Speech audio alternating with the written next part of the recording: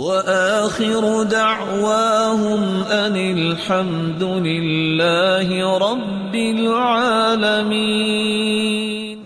آپ وضو تو کرتے ہیں، وضو کرنے کے بعد جو شخص یہ پڑھ لے سبحانک اللہم وبحمدک اشہد ان لا الہ الا انت استغفرک واتوب الیک، صرف اتنے کلمات، اے اللہ تو پاک ہے، اے اللہ تیری تعریف کے ساتھ ہی تیری ثنا کرتے ہیں، میں گواہی دیتا ہوں میرے مالک کہ تیرے سوا کوئی عبادت کے لائق نہیں، میں تیری طرف ہی لوٹتا اور رجوع کرتا ہوں، توبہ کرتا ہوں اور اپنے گناہوں کی بخشش مانگتا ہوں۔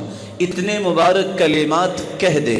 حدیث کہتی ہے کتب فی رق ثم جعل فی طابع فلم یکسر الى یوم القیامہ، اللہ ذو الجلال اس نیکی پہ مہر لگا دیتے ہیں، ایسی مہر لگاتے ہیں جو قیامت تک ٹوٹتی ہی نہیں، قیامت تک وہ نیکی محفوظ ہو جاتی ہے۔ وَمَن تُقُبِّلَ لَهُ حَسَنًا، جس کی ایک نیکی بھی قبول ہو گئی رب تعالیٰ اسے جنت کا وارث بنا دے گے۔